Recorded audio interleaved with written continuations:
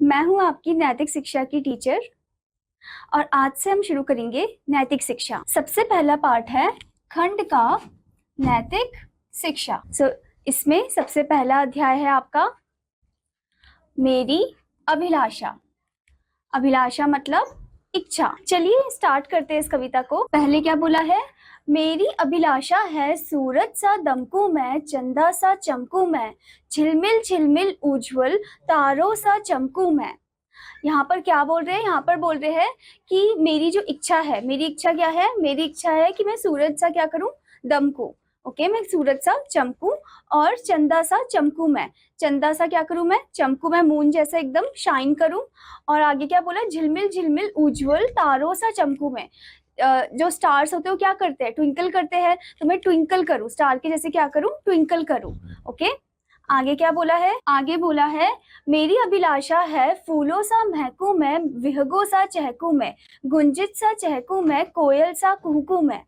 यहाँ पर बोला है कि जो कवि है वो बोल रहे हैं कि मेरी इच्छा है, मेरी इच्छा है कि मैं जो फ्लावर है, फूल है, उसके जैसे महकूं, उसके जैसे ब्लूम करूं मैं, और विहगों सा चहकूं मैं, यानी कि जो चिड़ियाएं हैं, जो बर्ड्स है, उसके जैसे मैं एकदम चहकूं। ओके, फिर आगे क्या बोले? गुंजित सा चहकूं मैं। गुंजित यानी कि भंवरे जो होते हैं, यानी कि जो हनी बीज हो गए, उनके जैसे मैं क्या करूं? चहकूं। जैसे हनी बी करते हैं ना, बज करते हैं, करते हैं, तो उनके जैसे मैं चहकूं। आगे क्या बोले? कोयल सा कुहकू मैं। कोयल एकदम मीठी आवाज में कू कू करते हैं, तो उसके जैसे मैं क्या करूं? कुहकू मैं। ओके, आगे क्या बोला है? मेरी अभिलाषा है नभ जैसा निर्मल हूँ, शशि जैसा शीतल हूँ, धरती सा सहनशील हूँ, पर्वत सा अविचल हूँ। अब आगे जो कवि है वो बोल रहे हैं कि मेरी जो इच्छा है वो नभ जैसा निर्मल हूँ, जैसे नभ है यानी कि जो बादल है उसके जैसे एकदम निर्मल हूँ मैं। फिर शशि जैसा शीतल हूँ। शशि यानी कि जो चंद्रमा है, चंद्रमा की जो शीतलता है उसके जैसे मैं शीतल रहूं। और धरती सा सहनशील हूँ, और धरती जैसे बहुत सब कुछ सहन करती है, तो उसके जैसे एकदम शक्तिशाली बनूं, सहनशीलता बनूं। और पर्वत सा अविचल हूँ, और पर्वत जो कि कभी डगमगाता नहीं है, एक ही जगह में अटल रहता है, तो उसके जैसे एकदम अटल आगे क्या बताया है? मेरी अभिलाषा है मेघों सा घिर जाऊं, सागर सा लहराऊं, सेवा पथ पर मैं सुमनों सा बिछ जाऊं।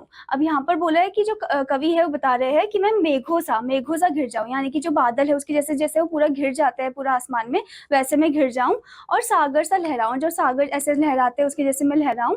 सेवा पथ पर मैं, और जो सेवा पथ है वहां पर मैं एकदम फूलों, सुमनों सा बिछ जाऊं। सुमनों मतलब फूल, फूलों से क्या हो जाऊं? बिछ जाऊं।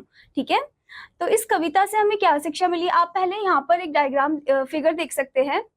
आप देख सकते हैं इस प्यारे बच्चे को, जो कि बता रहे कि कैसे मैं सूरज सा एकदम शाइन करूं, और ये जो जल है उसके जैसे मैं लहरूं। ओके, अब आगे आपको इस कविता से क्या शिक्षा मिली है? हमें सदैव प्रकृति से प्रेरणा लेकर सत्य और शुद्ध व्यवहार करके श्रेष्ठ बनने का प्रयास करना चाहिए।